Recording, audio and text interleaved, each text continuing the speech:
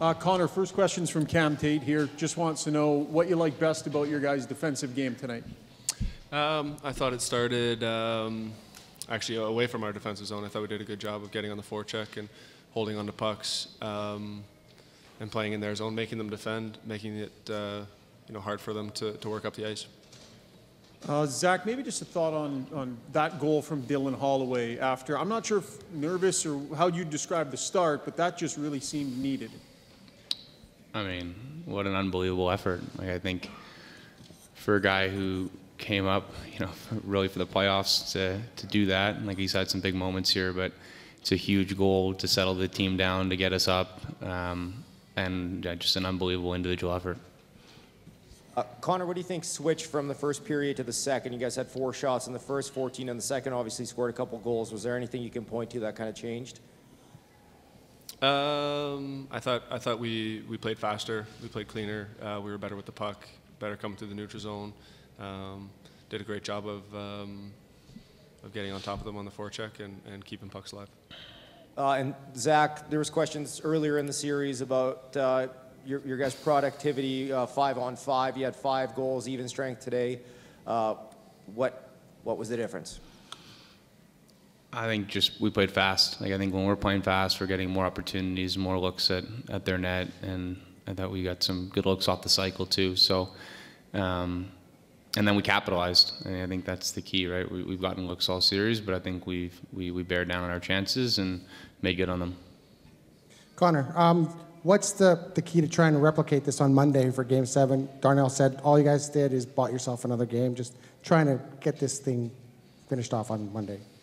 Well, yeah, I think, nothing to be satisfied or excited about. I mean, it's, like you said, we just bought ourselves another day, and I would expect the same level of urgency and desperation from our group. I would expect Vancouver to play a better game as well, and I would expect it to be a highly competitive, great Game 7.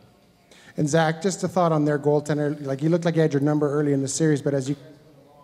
I hear you. You're good. Yeah, it felt like you guys not have figured him out, but feel more comfortable in front of him and getting him. I mean, he's a big guy. He's playing really well, obviously. Doesn't have much NHL experience, so to come in and play like he's played is pretty impressive. But I think with any goalie, you just got to get your opportunities, and you got to get guys to the dirty areas and the blue paint, make him uncomfortable, and the more looks you get, just by nature, you're going to score more. So I think we did a good job of producing more looks tonight and then capitalizing. Connor, Stu hasn't played the last 2 games. He comes in here. He doesn't have a very busy day, but gets the job done. What was your thoughts on your goaltender today? Well, I thought early in the game, he did a great job of settling the group down. I didn't think we got off to a great start, and I know they didn't have many shots, especially through 40, but the ones they did, I thought were dangerous, and he was great for us, especially on the kill. Really held it down there. And Zach, last year you guys went to Game 6 at home, didn't get the result you want, but this year you get the job done. Did you guys kind of look back on that frustration channeled into a better effort this time around?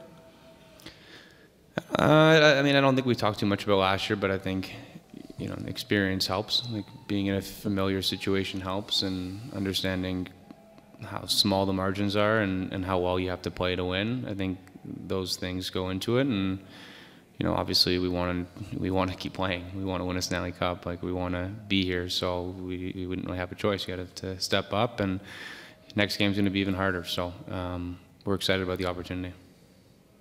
Hi, this is for both of you guys. I'm just wondering if you had a feeling that a game like this was coming. It's been such a close series with all 1-goal games. Did you kind of feel that there could be a breakout like this? No. The series has been so tight, so hotly, contested. I was thinking it was going to be the same, but I thought we played well. I'm sure Vancouver doesn't feel great about their game, and they'll be better for Game 7. Just as we didn't love our Game 5 and we were better in Game 6. So I would expect both teams to elevate heading into a big Game 7, obviously. Yeah, it was, I think, 3-1, and they had a 5-on-3 near the end of the second. So I thought our penalty kill was outstanding again. Just keeping momentum on our side. If they score a goal there, things are a little different, obviously, right? So 3-1, huge 5-on-3 kill, huge kill to start the third, and then we go out and get the next one, and that's, you know, the dagger, obviously, the fourth one. So, but yeah, it's a tight game. Like there's not much room out there. They're a really good team.